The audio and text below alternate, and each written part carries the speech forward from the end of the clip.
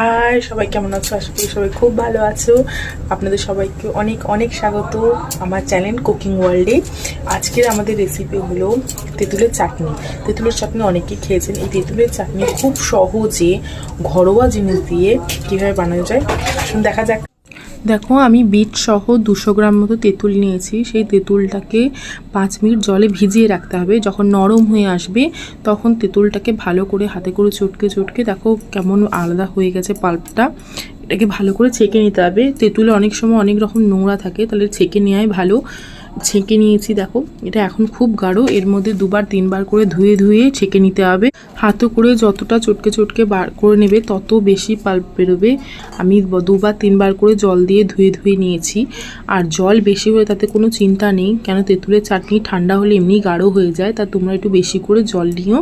দেখো আমি কতটা পাতলা করে নিয়েছি। তারপরে এটাকে ফুটতে দেব। যতক্ষণ না ফুটবে এর মধ্যে কোনো কিছু দেওয়ার দরকার নেই। গ্যাসের ফ্লেমটা এই সময় একটু হাই করে রাখবে।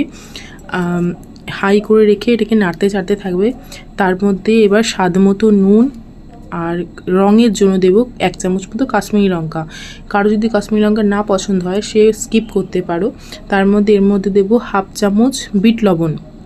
বিট লবণটা দিলে স্বাদটা বেশি ভালো আসে।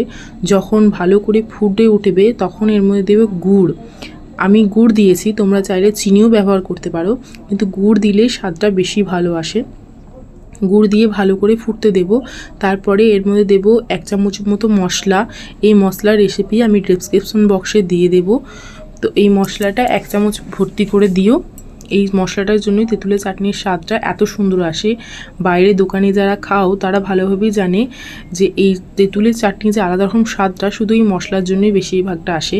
তারপরে তেঁতুলের চাটনি যখনই দেখবে যে এরকম ফুটবে, চারিদিকে এই ফেনা হচ্ছে, তার তো তেঁতুল চিটিয়ে যাবে গোটা গায়ে। আর এই তেঁতুলগুলি পোড়া লেগে গেলে তখন তিতকুটে ভাব চলে আসে। তো বারে চারিদিকটা কেঁকে ভেতরে নামিয়ে দেবে যেন না পুড়তে পারে, আর নাড়তে চাড়তে থাকবে। নাড়তে চাড়তে যখন এইরকম গাঢ় হবে তখনই গ্যাস বন্ধ করে দিও। তেঁতুলের চাটনি ঠান্ডা হলে এমনি আরও গাঢ় হয়ে যায়। ব্যাস, তেঁতুলের চাটনি রেডি।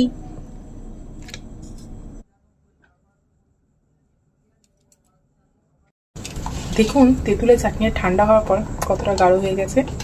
আমার ভিডিওটা ভালো লেগে থাকলে প্লিজ আমার চ্যানেলটি সাবস্ক্রাইব করো, লাইক করো, কমেন্ট করো, আর অনেক প্রচুর পরিমাণে শেয়ার করো।